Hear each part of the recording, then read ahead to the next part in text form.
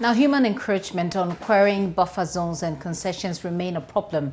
Buildings within 10 meters from an operating quarry concession and in some cases hundreds of buildings have sprung up within the concessions despite the dangers from the explosives. Here is a report put together by JoyNews' Jonas Vagbelo, read to you. Friends and the entire community are counting their loss after the community was literally shaken to the core by a dynamite explosion from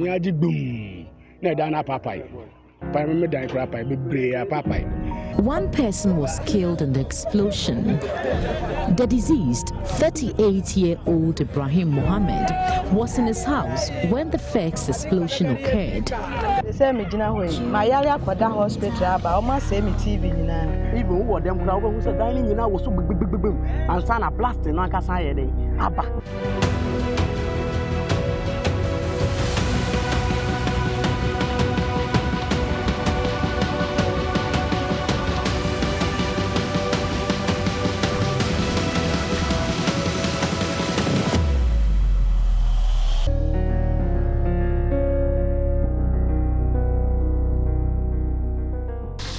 The quarrying sector is known to create about 5,000 jobs at an average of 50 employees per quarry operator and indirectly creating about 100,000 job opportunities for drivers, mechanics, and various service providers.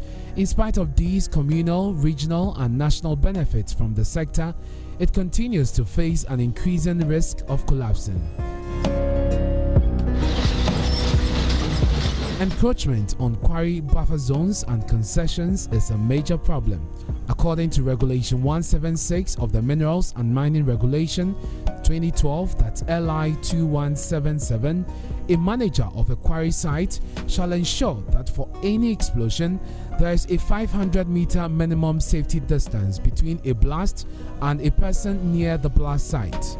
The regulation adds that the manager must ensure that the size of the exclusion zone is increased if the fly rock from the blast can travel beyond the minimum safety distance of 500 meters. Simply put, there shall be no human settlement within 500 meters from the quarry site.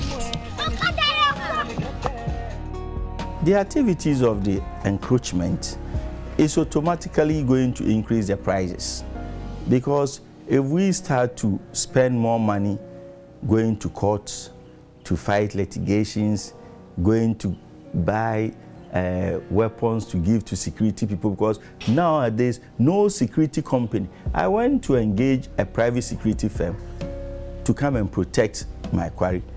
The security men were assaulted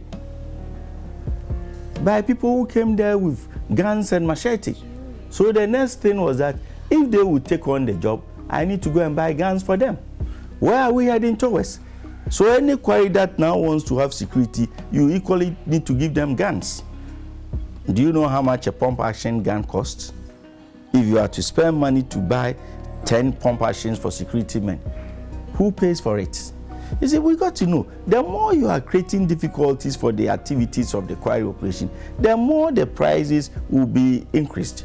From Greater Accra, Ashanti, Central and Western regions, this situation has contributed to the collapse of many quarries. Between the chiefs, district assemblies and the developers, as well as operators of the quarries, it is not clear who is creating this problem. I really don't know why they sell the buffer zone to us and they'll sell it to someone else.